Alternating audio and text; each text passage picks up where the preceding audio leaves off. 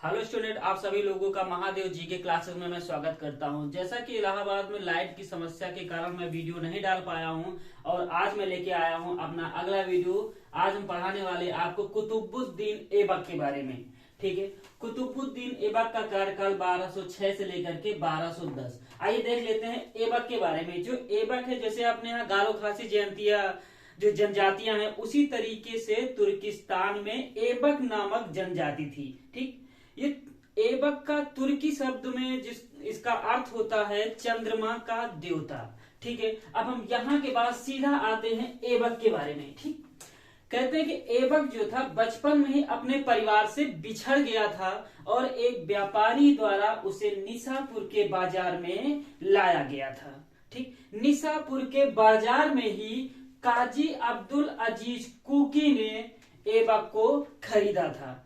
उस समय मध्य एशिया में अपने दासों को सर्वश्रेष्ठ बनाने की एक परंपरा चल रही थी, जिसको लेकर कुतुबुद्दीन ऐबक को काजी ने भी सर्वश्रेष्ठ बनाने के बारे में सोची। ठीक है, उसी समय जब कुछ समय बाद काजी अब्दुल अजीज कुकी की मृत्यु हो जाती है और मृत्यु के बाद काजी के बच्चों ने कुतुबुद्दीन ऐबक को एक दास व्यापारी के हाथों बेच देते हैं। व्यापारी क्या करता है, कुतुबुद्दीन ऐबक को, ठीक है, कुतुबुद्दीन ऐबक को सर्वश्रेष्ठ बनाने की जो परंपरा चल रही थी उसको फॉलो करते हुए उसने कुतुबुद्दीन ऐबक को पूरी तरह से ट्रेंड किया। अच्छा, उस समय दास को सर्वश्रेष्ठ बनाने की परंपरा इसलिए चल रही थी क्योंकि जो व्यापारी होते थे उन्हें अच्छा खासा पैसा मिल जाता था दरबार में या अमीरों के हाथ बेचने पर। इसीलिए ये परंपरा मध्य एशिया में चल रही थी। ठीक है, उसके बाद उस व्यापारी ने क्या किया, गजनी में कुतुबुद्दीन ऐबक को गोरी के हाथों बेच देते हैं।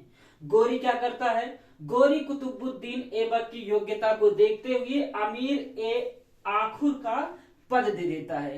अमीर ए आखुर जो पद होता है ये अश्वशाला का अध्यक्ष बनाया जाता है। ये उस समय गोरी के समय में एक प्रमुख पद होता था। ठीक है, लेकिन इसी समय जब गोरी ने तराइन का युद्ध, चंदावर का युद्ध या भारतीय क्षेत्रों पर जब गोरी ने अभियान किया था, उसी समय कुतुबुद्दीन ऐबक ने इन अभियानों में महत्वपूर्ण भूमिका निभाई थी। महत्वपूर्ण भूमिका निभाने के बाद गोरी ने यह सोचा था कि जो भारतीय क्षेत्र के अंतर्गत विजित प्रदेश जीते गए हैं उनका सूबेदार कुतुबुद्दीन ऐबक को गोरी ने बना दिया। लेकिन कुछ ही समय बाद जब सिंधु नदी के तट पर दमयक नामक स्थान पर 15 मार्च 1206 ईस्वी को गोरी की जब हत्या हो जाती है, हत्या होने के बाद कुतुबुद्दीन ऐबक 25 जून 1206 में अपना राज्याभिषेक करवाते हैं। ठीक,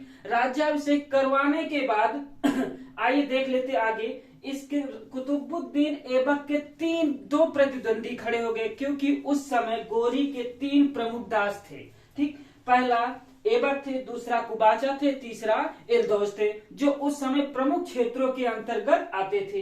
प्रमुख क्षेत्रों के सूबेदार बनाए गए थे। ऐबक को लाहौर भारतीय प्रांतों का सूबेदार बनाया गया था, कुबाचा को सिंध प्रांत का सूबेदार बनाया गया था या इल्दौज को गजनी प्रांत का सूबेदार बनाया गया था। ये गजनी है, ये सिंध है और ये लाहौर को राजधानी ऐबक ने अपना बनाया था। या हम ये कह सकते हैं कि उस समय जो जिन क्षेत्रों पे थे तीनों के बीच में, क्योंकि ये महत्वपूर्ण गोरी के दास थे, इसीलिए अपने अपने तरीके से अपने अपने क्षेत्रों को बांट लिया और वहां पे शासन सत्ता स्टार्ट कर दिया।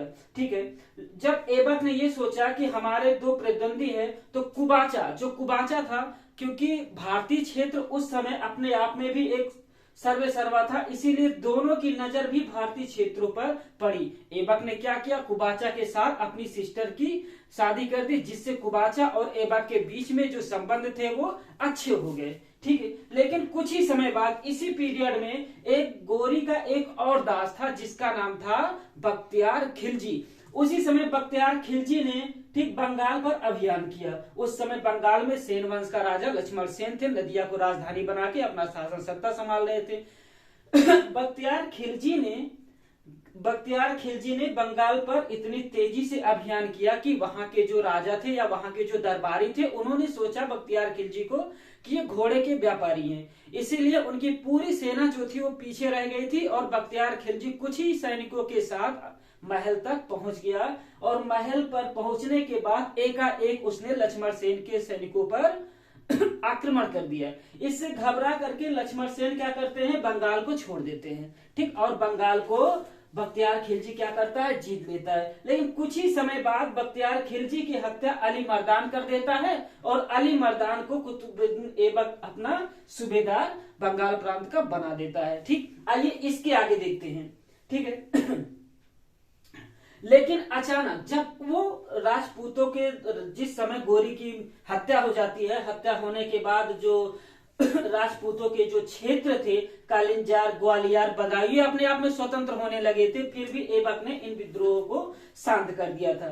लेकिन अचानक एकाएक लाहौर में चौगान खेलते समय 1210 ईस्वी में घोड़े से गिरकर ऐबक की मृत्यु हो जाती है, ठीक। लेकिन वो मृत्यु के बाद, चौगान का मतलब होता है आज के डेट में जो पोलो खेल होता है, उसी को उस समय चौगान खेल बोलते थे। आइए देख लेते हैं, अब हम इसके बारे में देख लेते हैं।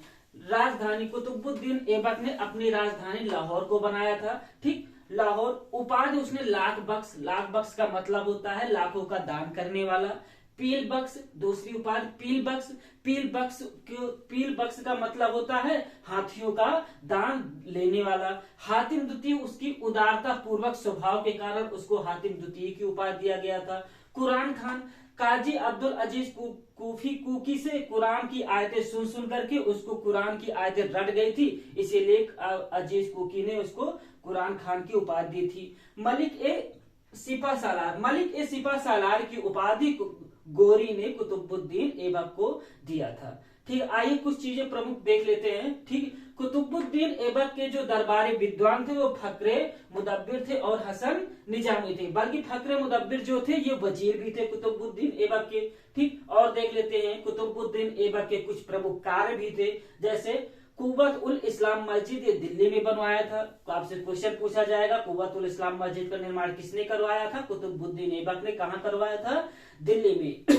2.5 दिन का झोपड़ा ये अजमेर में कुतुबुद्दीन ऐबक ने करवाया था। आइए देख लेते हैं, कुतुब मीनार की नींव ऐबक ने डलवाया था, लेकिन जब अचानक एक लाहौर में चौगान पोलो खेल खेलते हुए घोड़े से गिरकर मृत्यु हो जाने के कारण इस कुतुब मीनार को पूर्ण नहीं करवा पाया था, इसको पूर्ण इल्तुतमिश ने पूरा करवाया था, ठीक है। अब तो कुछ बचा नहीं है, आइए रुक भी गया है। कितने मिनट